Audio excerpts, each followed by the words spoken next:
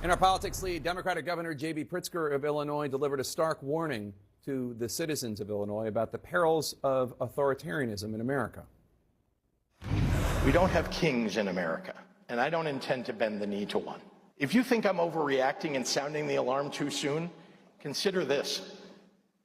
It took the Nazis 1 month, 3 weeks, 2 days, 8 hours, and 40 minutes to dismantle a constitutional republic. And all I'm saying is that when the 5-alarm fire starts to burn, every good person better be ready to man a post with a bucket of water if you want to stop it from raging out of control. The seed that grew into a dictatorship in Europe a lifetime ago didn't arrive overnight. It started with everyday Germans mad about inflation and looking for someone to blame.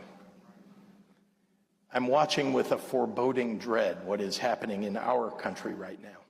A president who watches a plane go down in the Potomac and suggests without facts or findings that a diversity hire is responsible for the crash. And Governor J.B. Pritzker is with me for his first interview since delivering that address. Governor, a very stark warning that you're delivering there. Obviously invoking the Holocaust, obviously invoking, a horrible, horrible thing that took the lives of ancestors of yours and ancestors of mine is evocative. I would also think it might be controversial. People might think, how can you possibly compare what happened in Germany in World War II to what's going on here in the United States? Well, we're talking about the death of a constitutional republic. That's what happened in Germany in 1933, 1934.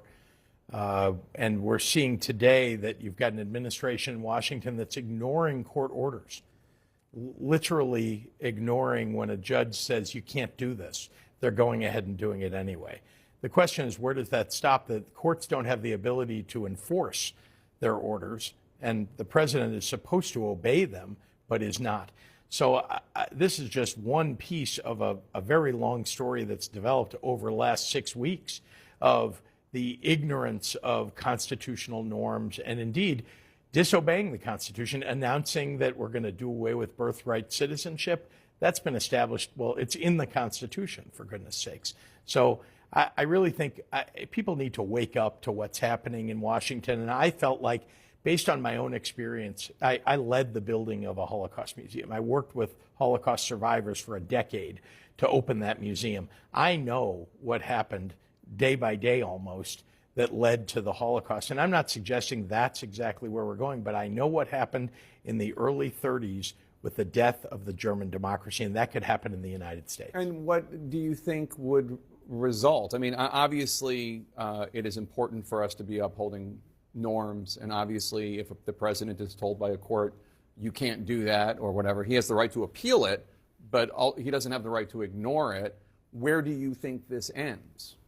Well, that is the question. The question is, will people wake up? Will people show up to protest, to make sure that their representatives understand that they can't go along with this? This is literally the end of the republic as we know it.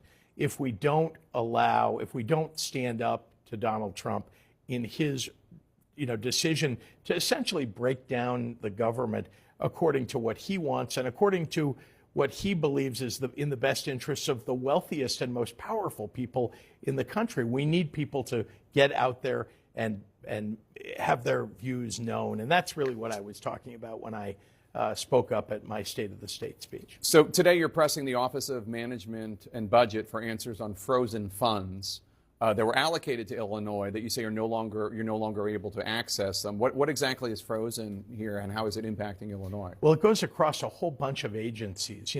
This is what's happened ever since that one day, as you recall, that Tuesday, when everything got frozen. And when they froze the grants, right? Yeah. But I mean, it's across the board in agencies that people don't even think of sometimes.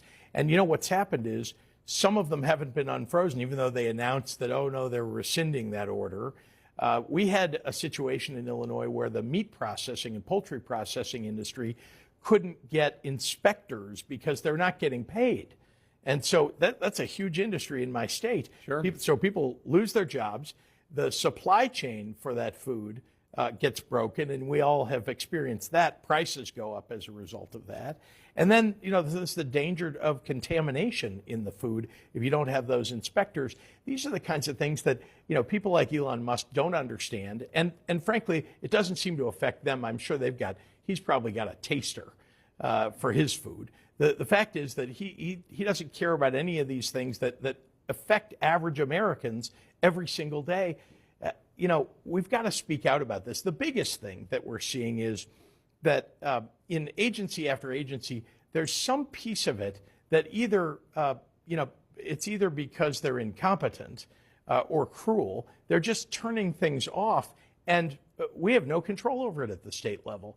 And so we're making sure that the author of the Project 2025 plan, who is now the head of the OMB, knows what we have lost. $1.8 billion has not been paid to organizations in Illinois that people rely upon sometimes for everyday things.